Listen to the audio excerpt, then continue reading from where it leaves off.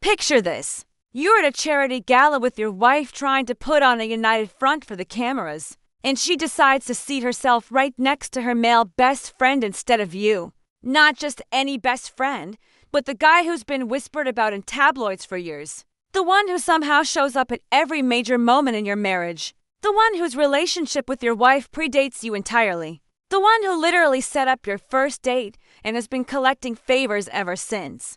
According to multiple reports from attendees at the Project Healthy Minds Gala in New York, Prince Harry was absolutely livid about the seating arrangement that night. Body language experts who analyzed the footage described Harry's demeanor as showing visible inner tension and appearing forced to perform for the cameras. It's starting to look less like a royal love story and more like a running joke. Because every time Meghan Markle shows up to an event, there he is. Markus NYC.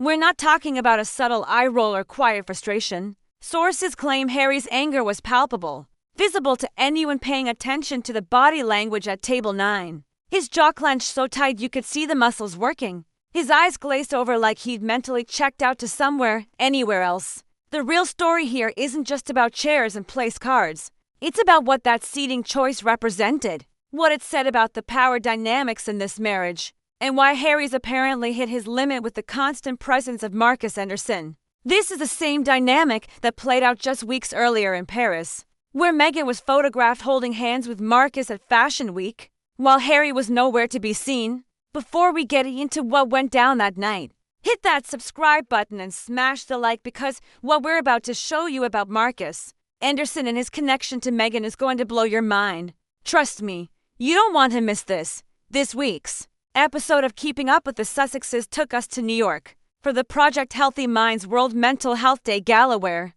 Meghan and Harry were honored as Humanitarians of the Year. Sounds prestigious, right? Except when you look at who else was there, or rather who wasn't there. The picture gets a lot more interesting, but we'll get to that later, because first we need to talk about the seating arrangement that had everyone talking. Here's the thing about table 9 setup. Meghan positioned herself between Markus on her right side and Harry on her left. Simple enough, right? Except it wasn't simple at all, because throughout the entire evening, Meghan's body was angled toward Markus almost the whole time. We're talking full engagement here, leaning in during conversations, touching his arm when she laughed, maintaining eye contact that lasted just a beat too long. The kind of close body language that screams comfort and familiarity. Body language expert Judy James, who's analyzed hundreds of royal appearances, noted that Meghan displayed what she calls gestures of ownership, but not toward her husband. Instead, those gestures were all directed at Markus. Thank you for being here tonight in support of Project Healthy Minds, our partners at Foundation. The kind of body language you'd expect between a wife and her husband, not a wife and her male best friend. Meanwhile, Harry sat there looking like a man who just realized he's living in a reality show he never auditioned for. Multiple attendees reported that Meghan barely acknowledged Harry during the speeches and dinner service. Think about that for a second. You're at a charity gala supposedly presenting a united front as a couple. You're being honored together as humanitarians, and your partner is essentially ignoring you the entire night. One guest who posted about it later said Harry looked like he was trying to do mental math to figure out how many more of these events he'd agreed to attend. Instead of engaging with her husband, she maintained an ongoing private conversation with Markus that had them both laughing and whispering like old friends catching up at a college reunion. Heads close together, sharing private jokes that no one else wasn't on. That one time Meghan Markle wasn't allowed to walk the red carpet with Harry, which, let's be real, they are married, so the optics were already questionable. But still, the optics of it all were absolutely wild. This wasn't the first time this dynamic had played out either. Royal watchers pointed out similar body language at their appearance in Jamaica back in 2023, and again at the Invictus Games when Markus mysteriously appeared in the VIP section. The photos that leaked tell the story better than any official press release could, and there were plenty of photos because in typical 2025 fashion, phones came out and social media started buzzing before dessert was even served. Harry's jaws clenched in almost every shot. Not just a little tense, but visibly, noticeably clenched. The kind of clenched jaw you get when you're grinding your teeth so hard you might crack a molar. His eyes had that distant, glazed over look of someone mentally calculating how many more of these events he's stuck attending. Or maybe he was wondering how he ended up in this exact situation, sitting third wheel at his own marriage's public appearance. Body language experts noted that Harry displayed what they call shut-down body language, where someone is physically present but emotionally completely disconnected. It's starting to look less like a royal love story and more like a running joke. Because every time Meghan Markle shows up to an event, either way, the man looked miserable. Absolutely, thoroughly, completely miserable. At one point during the evening when Meghan was photographed leaning across the table to speak with someone, Harry reportedly leaned back in his chair and just stared at the ceiling for a solid minute. Just sat there staring up at the chandeliers, completely disconnected from everything happening around him, like he was contemplating the meaning of life. Or maybe just wondering if those chandeliers might fall and end his misery. One guest told their friend, who naturally posted about it online because that's how 2025 works, that Harry looked completely checked out and borderline miserable, while Meghan was absolutely glowing next to Markus. What happens when a man who spent years playing second fiddle finally decides the concert's over? You're looking at it, and that's the word they use, glowing.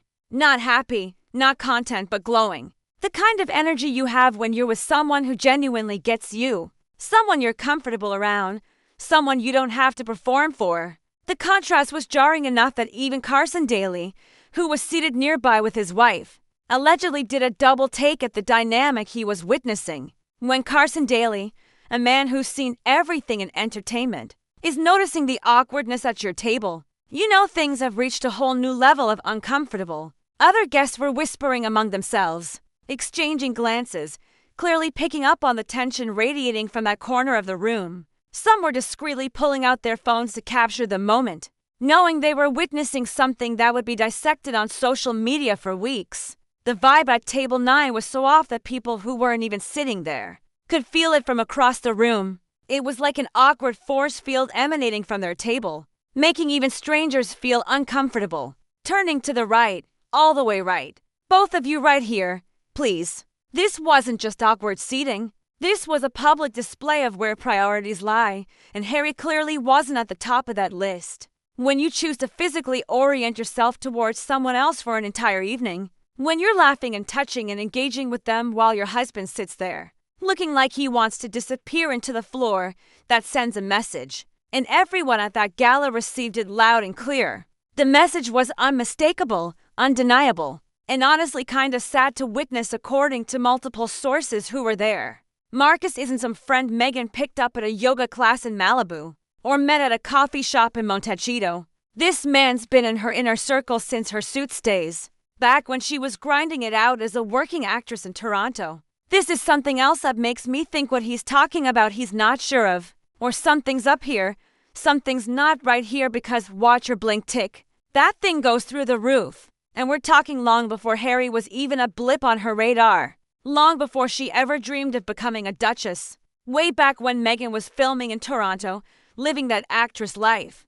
Trying to make connections and climb the social ladder, one networking event at a time. Markus was already there. He started at Soho House as a waiter, believe it or not.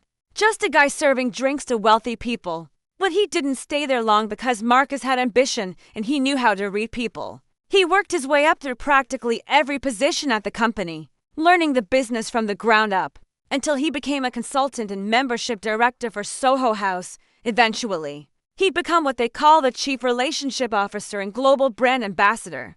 You know that exclusive members-only club empire where celebrities and influential people hang out, where deals worth millions get made over cocktails. The kind of place where memberships cost thousands of dollars annually. And you can't just walk in off the street with a credit card. You need to be recommended, vetted, approved. These aren't your average bars or restaurants where anyone can grab a drink. Soho House is where deals get made, where connections happen, where the elite meet to network away from the public eye and the paparazzi cameras. We're kind of seeing where connections happen, where the elite meet to network, away from the public eye. A little clear of what we're talking about if they would at least define those. Now his illustrators are a little bit bigger here. He's actually using his eyebrows in ways that suggest he's emphasizing points he knows are important. In New Zealand, in London, in Toronto, in New York, in Los Angeles. Soho House locations became Markus's kingdom, and he knew every powerful person who walked through those doors. Meghan spent tons of time at Soho House during her Toronto filming years, specifically at the Toronto location on Adelaide Street West, and that's where she and Markus became close. Not just casual acquaintances who'd wave at each other across the room, or exchange pleasantries at the bar, but genuinely tight. Like spending time together constantly kind of tight. The kind of friendship where you're texting daily, where you know each other's schedules, where you show up at each other's events without needing an invitation. The internet's coined him the Sussex Shadow, and honestly, it fits perfectly because wherever Meghan goes, there's Markus. Whatever event she's at, there's Markus. Whatever milestone happens in her life, whether it's professional achievements or personal celebrations, you can bet Markus is somewhere in the background, if not front and center. Vacation photos in the Mediterranean, Markus is there lounging on the yacht. Private dinners at exclusive restaurants, Markus shows up. Every crown needs a scapegoat. It's one of the oldest traditions of monarchy. But this is different because Markus isn't taking the blame for anything. He's just always there, a constant presence that can't be explained away. Awards ceremonies, red carpet events, fashion shows. Yep, Markus again. People who followed Meghan's journey from her Suits days know that Markus isn't a new addition to her life who showed up after she got famous. He's been around since before the royal wedding, before the engagement, before she even met Harry at that charity event. That may or may not have been as random as they claimed. According to multiple sources, Markus Anderson and designer Misha Nanu were both involved in orchestrating Harry and Meghan's first meeting in 2016. Though both parties have been cagey about the exact details, when Harry and Meghan's relationship first went public in late 2016, insiders claimed it was Anderson who helped orchestrate the logistics of their secret meetups, arranging safe dinners at private Soho House locations where they wouldn't be photographed, booking entire sections so they could date in peace. That's a long time to be someone's go-to person. That's the kind of friendship that has deep roots. Roots that go down so deep you'd need excavation equipment to dig them up. The kind where someone knows you before you became famous, before you became a duchess, before all the cameras and attention and global scrutiny. They've seen you at your lowest, your most vulnerable, your most ambitious, your most calculating, and that kind of history. That creates a bond that's pretty hard to break. Meghan Markle has sent royal watchers into a frenzy after posting the clearest glimpse yet of her 2 children in a new Halloween family video. But notice who else was reportedly at that Halloween celebration. According to local Montecito sources, Markus. The kind of bond where loyalty runs deep and secrets stay buried, locked away in a vault that only 2 people have the combination to. During that Toronto era between 2011 and 2016, Markus and Meghan weren't just friends hanging out casually, grabbing brunch on Sundays or catching movies together. He acted as her social connector, her passport to rooms she couldn't access alone, her guide through elite circles she was desperately trying to break into. And let me tell you, Markus knew everyone who mattered. He had access to rooms Meghan couldn't get into on her own, no matter how charming or talented she was, no matter how many acting classes she took or how perfectly she smiled for the cameras. These weren't just any rooms either. We're talking about exclusive events where only the ultra-wealthy and influential gathered. Private gatherings in penthouse suites and members-only clubs. Yacht parties in the Mediterranean where business deals worth millions happened over champagne. The kind of places where real power players meet and actual opportunities get created. Where careers get launched and fortunes get made. And he used that access to help her in ways most friends never would or could. He introduced her to influential people whose names you recognize from Forbes lists and Hollywood power rankings. Opened doors she couldn't open herself no matter how hard she knocked. Connected her with the right crowd at the right time in the right settings. Think about what that means for a second. Markus essentially served as her passport into a world of wealth and status she'd been chasing for years, probably since she was a kid dreaming about fame. He wasn't just introducing her around at parties like some casual wingman who happens to know a few people. He was strategically positioning her like a chess player moving pieces across the board, making sure she met the people who could actually move her career forward, who could elevate her social standing several levels at once. Who could change her entire trajectory from working actress to someone who moves in royal circles? That takes planning, real strategic thinking. Go upstairs. Hey, that takes knowing who matters and who doesn't. Who has real power and who just pretends to. That's not something you do for just anybody you meet at work. That takes time, effort, and genuine investment in someone's success. You're basically vouching for this person with your own reputation on the line. Telling these powerful people that this person is worth their time and attention. Their connection runs deep because Markus was there for moments most best friends wouldn't even be invited to, let alone be front and center for. We're talking about pivotal moments in Meghan's life. The kind of moments that don't just shape your week or your year, but your entire future. The kind of stuff that shapes your entire future. Decisions that once made can't be unmade. Paths chosen that lead to destinations you never imagined. The kind of moments where decisions get made that you can't take back. Where you're committing to a direction that will define everything that comes after. He was there when she was still figuring out how to navigate high society. When she was learning the unspoken rules that nobody writes down, but everyone somehow knows. Let me tell you something about Meghan and people of this world. They will conquer any feeling of discomfort if there's something valuable waiting on the other side. If learning which fork to use at fancy dinners means access to bigger opportunities. Understanding the unspoken rules of elite circles. The invisible codes of conduct that separate insiders from outsiders. He was there when she was making the connections that would eventually lead her to the circles, where she'd meet a prince. Navigating rooms where royalty and celebrities mingled. Where someone like Harry might show up for a charity event or private gathering. This wasn't casual friendship where you grab coffee once a month and catch up on life, sharing surface-level updates about work and family. This was strategic partnership. Two people working together toward a common goal like business partners building an empire, supporting each other's ambitions in concrete, actionable ways. And here's what's interesting about that kind of relationship. What makes it different from normal friendships? When you're building something together, when someone's actively helping you climb that ladder rung by rung, when they're making introductions that change your life, listen. The moment Meghan Markle's heels hit Persian ground in October 2025, the energy shifted. This wasn't some casual trip to see some fashion shows and do a little shopping. No, you develop a bond that goes way beyond normal friendship, beyond what most people would even recognize as friendship. You become intertwined in each other's success stories like vines growing around the same tree.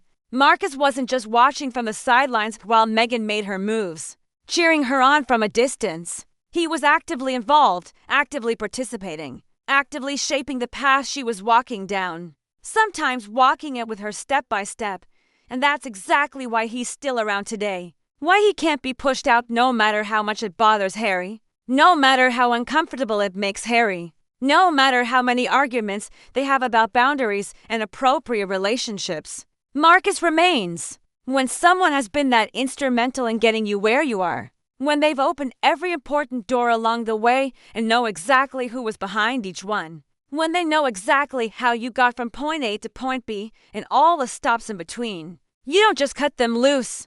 It's starting to look less like a royal love story and more like a running joke. The kind of joke where everyone's laughing except the punchline. Because every time Meghan Markle shows up to an event, there he is like clockwork. Like a shadow that can't be separated from its source. That kind of loyalty, that kind of history. It doesn't just disappear because your husband isn't thrilled about it. It's too deep, too foundational to just walk away from. Too woven into the fabric of who Meghan became. Now, this is crazy when you really think about it. Markus was at the royal wedding in May 2018, one of the most watched events in modern history. Not just as a guest sitting in the back rows with distant cousins and old family friends.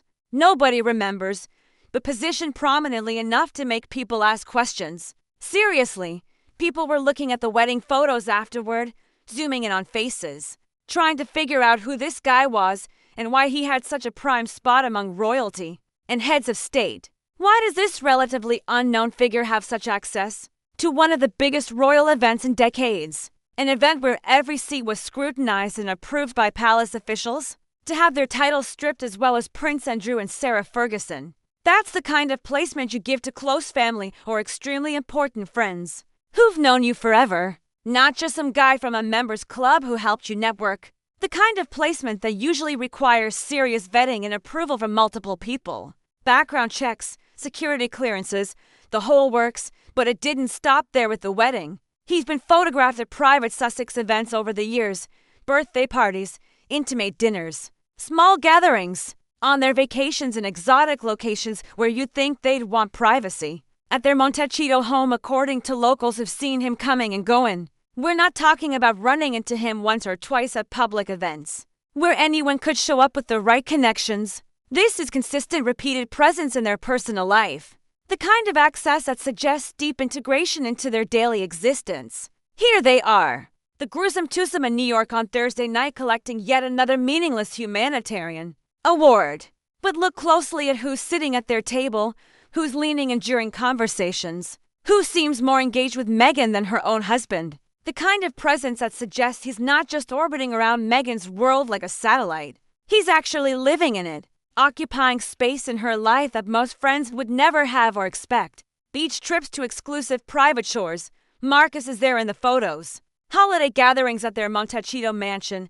Markus shows up according to multiple sources. Casual dinners at their house that should be family time. Somehow Markus is invited and apparently always available. Family celebrations, birthdays, anniversaries, you guessed it. Markus appears in the background or sitting right next to Meghan. Anywhere Meghan goes, whether it's across the country or across the world, there's a solid chance Markus is either with her or about to show up within 24 hours. It's gotten to the point where people don't even seem surprised anymore when he appears in photos with them. They just expect it now, like he's part of the package deal. Like you can't have Meghan without Markus. People close to the royal family, those who still have connections to palace insiders, have questioned his role for years with increasing concern. What exactly is he doing there all the time? What's the actual job description? And leaders who are reshaping how we approach our mental health here in America and around the world.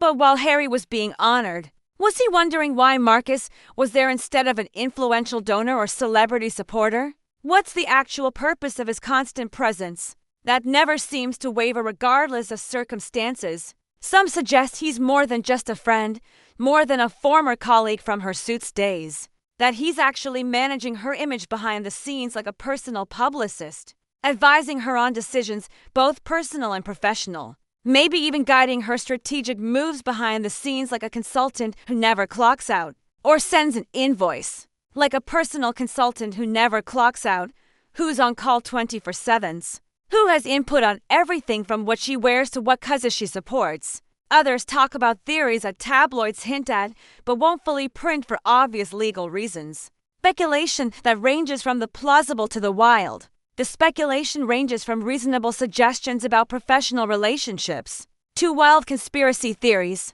But the constant thread is always the same no matter which theory you hear. Why is this man so permanently attached to their lives like glue? What makes him so essential that he can't be excluded from anything? So untouchable that even a prince can't get him out of the picture? This video, which captured the exact moment when Prince Harry and Meghan Markle were embarrassingly asked to return a gift and leave the garden party at Buckingham Palace, shows a pattern of awkward public moments, but none as consistently awkward as the Markus situation. The thing is, Markus knows everything. Every secret from Meghan's past that she prefers stayed buried. Every calculated move she's made along the way to becoming a duchess. Every door he helped her walk through on her way to becoming one of the most famous women on earth. He was there before the fame, before the royal connection, before any of this became global news that dominated headlines for months. He watched her transform from a working actress grinding it out in Toronto, making mid-level TV money, to one of the most talked about women in the world who can't step outside without causing a media frenzy. And that kind of knowledge, that insider information about someone's entire journey, that gives you power. Not the kind of power that comes from money or status or titles,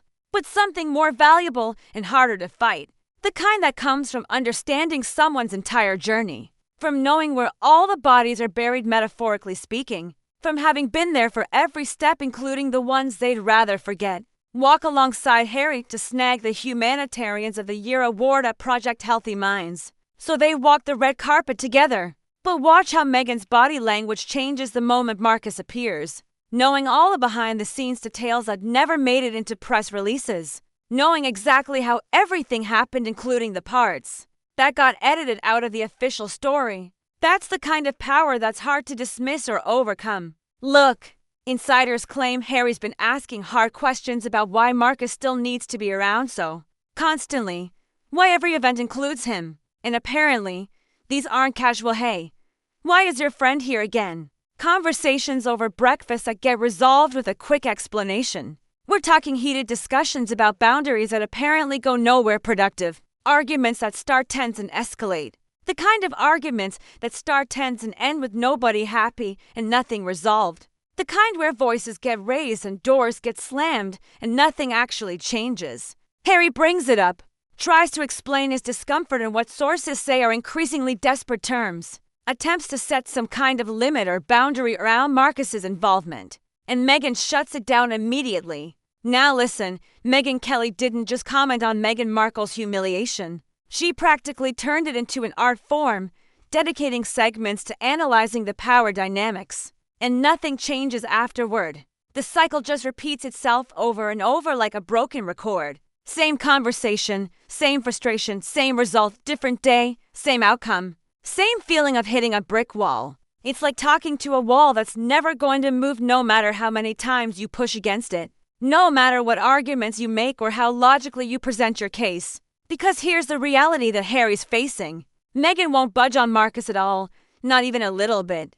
Not even for her husband's peace of mind. She defers to him in ways she never does with Harry. And people have noticed this pattern repeatedly. People have noticed how she looks to Markus for approval before making moves. Literally checking in with him before photo ops and public appearances. Like she's seeking permission or validation. Like she needs his permission or his input or his blessing before she does anything major. Before she makes any decision that might affect her public image. It was not a ranking, it was just let me share them. And then people started to take it the wrong way, okay?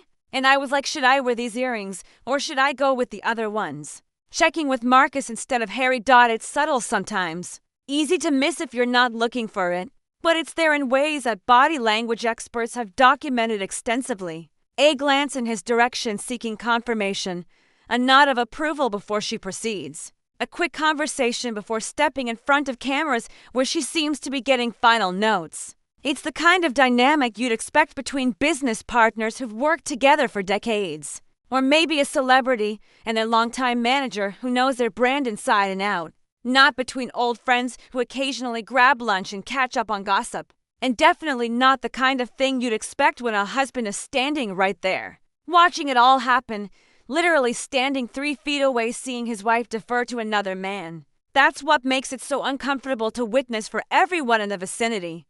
The awkwardness is almost painful. The kind that makes other people look away because they feel like they're intruding. Harry has to sense this, right? He's living it every single day, experiencing it in real time. Not just at public events, but probably at home too. He's not the one calling the shots in his own marriage. Not the person his wife turns to first when making decisions that affect both of them. It's really an honor to be here and to be chatting about our book. Oh, sorry. Was that directed at Harry or at Markus, who was reportedly texting her before the interview? And that realization would drive any man crazy, let alone a prince who was once third in line to the throne. A guy who grew up in literal palaces where people bowed when he entered a room. Who was used to a certain level of respect and authority from childhood. Who had people bowing to him his entire life and following his lead. Now finding himself sidelined by his wife's male best friend at a charity event, where he's supposed to be the co-honoree. That's got a sting on a level most people can't even imagine or relate to. The psychological impact of that shift. The whiplash of going from being royalty to being the third wheel in your own relationship must be absolutely massive and potentially devastating. When Kate walked in to take her seat, you did see Meghan and it was quite difficult to catch it. But body language experts who slowed down the footage noticed Meghan's micro-expressions revealing discomfort at being compared to Catherine, the question everyone's asking across social media and in royal circles is, why does Markus have this kind of access? What makes him so untouchable that even a prince can't get him out of the picture? Can't establish basic boundaries? What's the hold here that's so strong it overrides a marriage? because Meghan's made it non-negotiable despite Harry's obvious discomfort. That's visible in every photo. She's essentially told her husband through her actions, if not her actual words, that Markus isn't going anywhere, that his presence is more important than Harry's peace of mind or emotional well-being, that whatever Markus brings to the table, whatever role he plays in her life, whether as advisor or confidant or something else, is worth more than her husband's happiness or comfort level or sense of security in his own marriage. So while Prince Andrew lost his title for his associations and questionable behavior, we know somebody who's just like really hanging on to theirs and loving it so much, flaunting it even.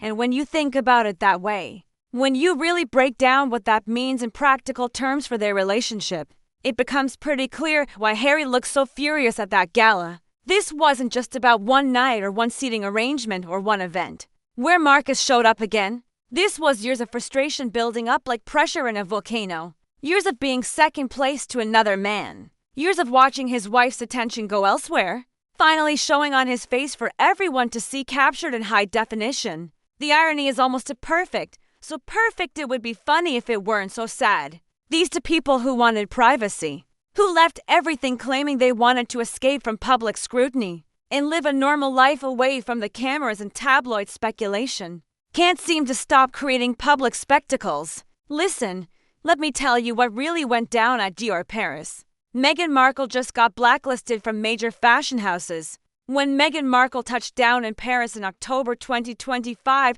with Markus in tow, but not Harry, that generated exactly the kind of speculation they claim to hate. It's like they're drawn to drama even when they say they're trying to avoid it. Like moths to a flame they can't resist. Every event they attend somehow turns into a headline that overshadows the actual purpose. Every public appearance becomes a topic of debate and analysis and hot takes. The New York Gala was supposed to be about mental health awareness. That was the whole point of Project Healthy Minds, raising money, spreading awareness, doing some good in the world, highlighting important issues that affect millions of people who struggle with mental health challenges every single day. I have no sympathy, okay? You've been doing this woman's dirty work for years. You've been attacking people who've just told the truth. Instead, it became another episode in the ongoing drama with everyone talking about Table 9 and Markus, and Harry's facial expressions captured from every angle instead of the actual cause they were supposedly there to support.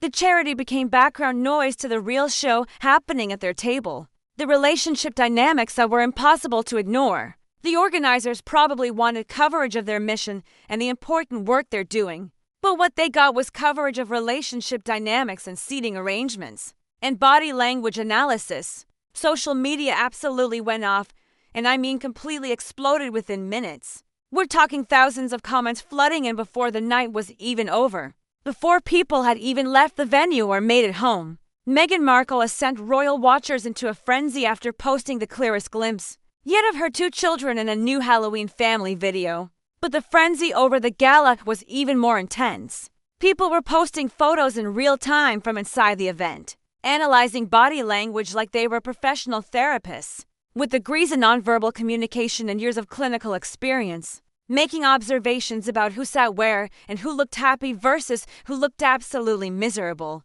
and ready to bolt for the exits.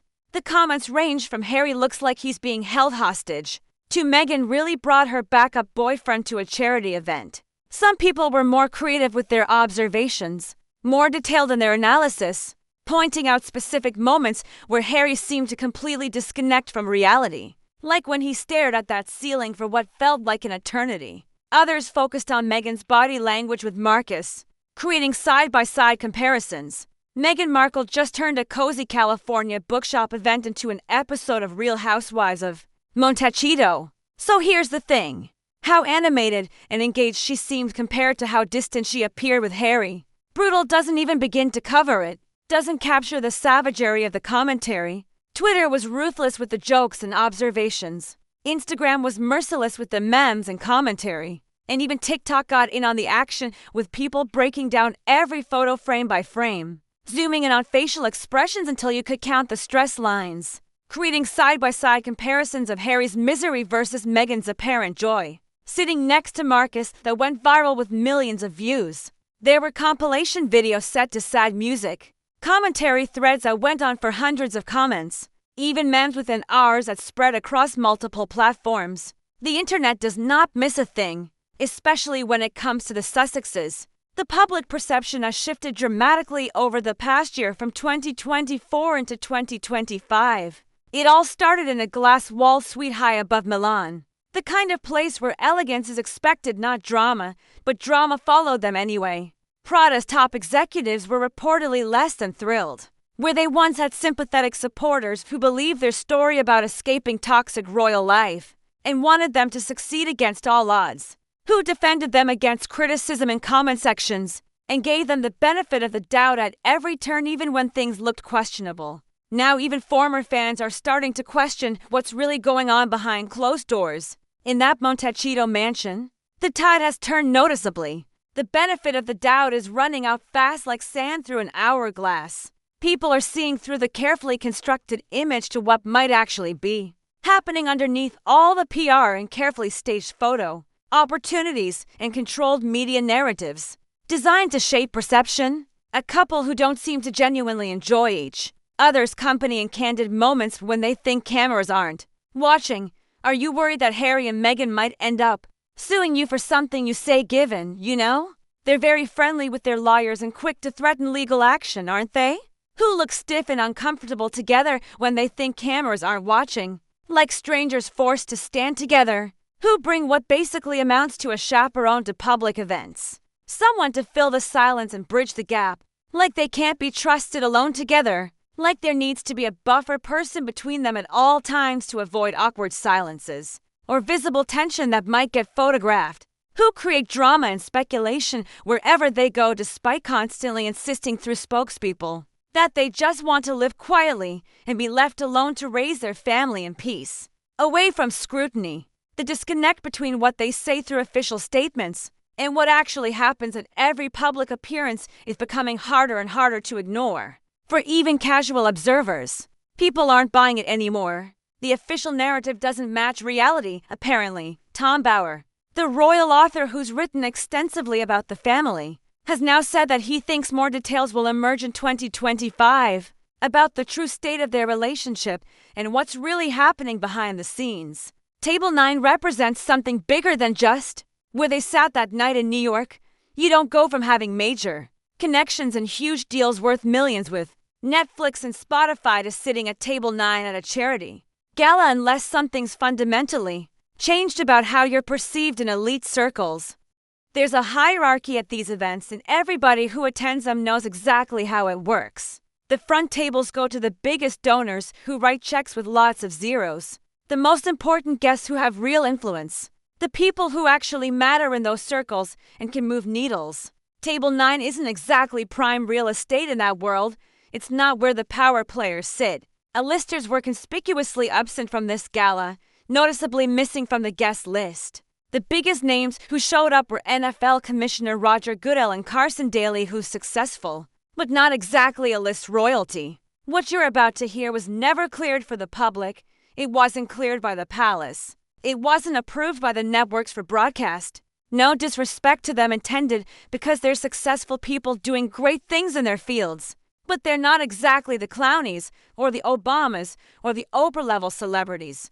They're not the A-list Hollywood crowd that Harry and Meghan were supposed to be rubbing elbows with when they made their big move to California with all that fanfare. Remember all that talk about their celebrity friends and their new glamorous life among the elite? The promises of Hollywood integration? Where were all those people at this gala? Where were the Beyoncés and the Serena Williamses?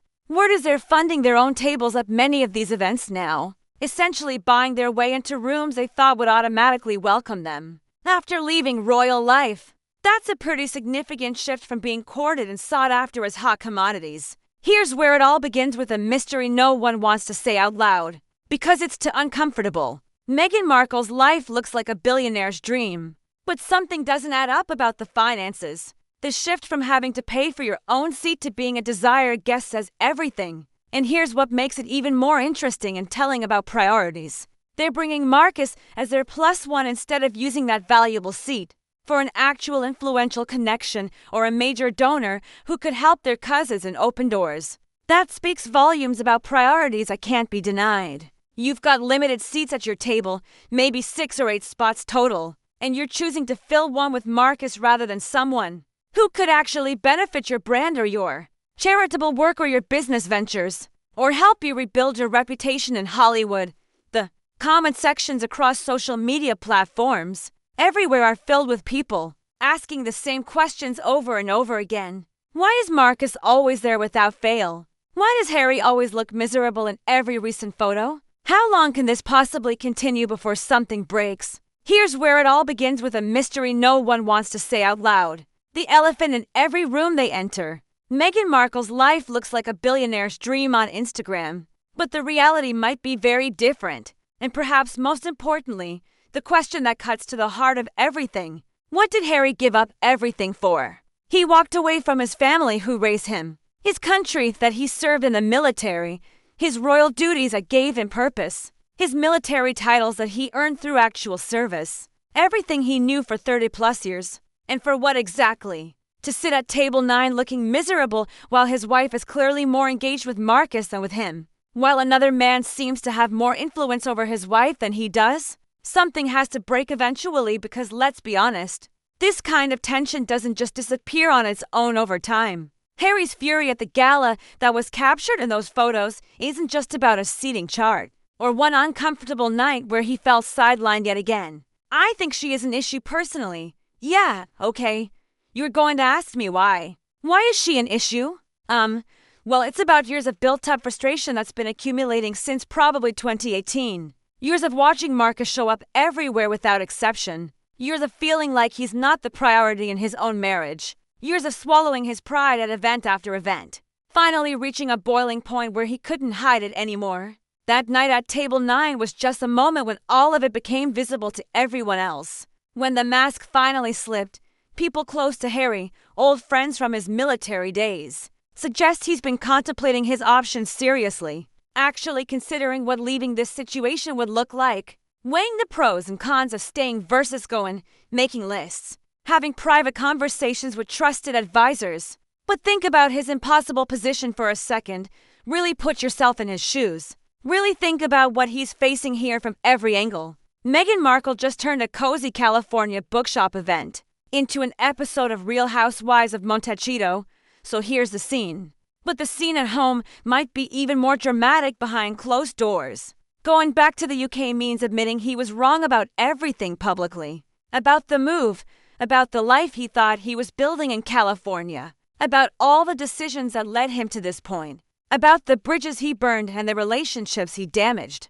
It means facing a family he stepped away from in dramatic fashion, relationships that became strained beyond repair in some cases, connections that were severed sometimes publicly and painfully. It means accepting that he walked away from his entire legacy for a woman who seems more connected to her male best friend, from being a working royal with purpose, from his military connections that defined him, from everything that defined him for the first 30-something years of his life and gave him identity. All for a marriage that seems to make him increasingly unhappy with each passing month. That's a tough pill to swallow for anyone with any amount of pride. They say the crown never slips twice, but in Paris, Meghan Markle dropped hers and not a single soul rushed to pick it up. They just watched it roll away. From a distance it looked like a small stumble, but especially for someone who made such a dramatic and public exit that dominated global headlines. The whole world watched him leave in real time. The whole world would watch him come back with equal scrutiny. That kind of admission takes a level of humility that's hard to muster. When you've been so vocal about your choices, when you've done Oprah interviews and written memoirs defending those choices. Staying, on the other hand, means continuing to play third fiddle to Markus NYC at charity galas. For the foreseeable future, it means more nights like Table 9, more events where he sits there looking miserable while Meghan is engaged with someone else, getting photographed in uncomfortable positions. It means swallowing his pride at every event they attend together, putting on a smile for the cameras even when he's dying inside, pretending everything is fine when it clearly isn't. I genuinely do not understand this at all whatsoever. Do you understand this dynamic? In accepting a dynamic that most men would never tolerate under any circumstances. It means living with the constant presence of someone who clearly has more influence over his wife than he does. Watching another man be the first person she turns to. That's not easy either for someone with his background. That's its own kind of prison with invisible bars. There's talk, unconfirmed but persistent from multiple sources, that they're already living essentially separate lives in their Montecito mansion. That cost them millions. The whispers have been circulating for a while now in local circles, getting louder with each passing month as more people notice a pattern. Different wings of the house reportedly, different schedules that rarely overlap, different daily routines where they barely see each other, only coming together for public appearances, when they need to present that united front for photographers and for the kids, because you've got to maintain some normalcy for them amid all this chaos. Some people who follow this closely and have sources near the couple predict we're heading toward either a very public separation announcement in 2025, the kind that makes headlines worldwide and breaks the internet, or an increasingly obvious arrangement where they stay married on paper, but live completely independent lives going forward. The kind of situation where everyone knows what's really going on, where it becomes painfully obvious to observers and insiders. But nobody officially says it out loud in a press release. They just exist in the same space without really being together, like roommates who happen to be married. Meghan Markle just got humbled in a way no one saw coming at the Fortune Most Powerful Women Summit in Washington. The Markus situation will likely be the final straw if anything is. The thing that breaks the camel's back. Because there's only so much a person can take before they hit their limit and something snaps. How many more galas can Harry attend where he's visibly sidelined and photographed looking miserable? Where photographers capture his misery for the world to see and dissect? How many more vacations? Where Markus mysteriously appears tagging along on what should be family time, showing up in photos that should only feature Harry, Meghan and their kids? How many more private arguments about boundaries and respect? About what's appropriate and what's not? About who should have priority in their marriage? Before someone finally calls it quits and walks away. There's a breaking point in every relationship, no matter how public or private. Like I curtsied as though I was performing, and it feels like we're watching them approach theirs in real time, inch by inch, event by event. Do you think Harry will ever put his foot down and demand Markus exit their lives completely? Or is he too far gone, too invested in this California dream to walk away now? Too afraid of admitting failure? And more importantly, what do you really think is going on with Meghan and Markus? Is this just an intense friendship that crosses normal boundaries and makes everyone uncomfortable? Or is there a deeper reason Markus has this kind of access and influence that we're all missing? Something nobody wants to say out loud? Drop your theories in the comments because this story is far from over and we need to hear what you're thinking. I want to hear what you think about this whole situation. Are we watching a marriage slowly fall apart in public view? Or is this just how they operate and we're reading too much into it? Make sure you're subscribed and hit that notification bell. Because when the situation finally reaches its tipping point, and trust me, it will happen eventually, you're going to want to be here for it because it's going to be massive. The Sussex saga continues with new chapters every week, and Table 9 at a Midtown Gala in October 2025 might just be where it all started to unravel for good. What happens next in this royal drama? Well, we'll all be watching together.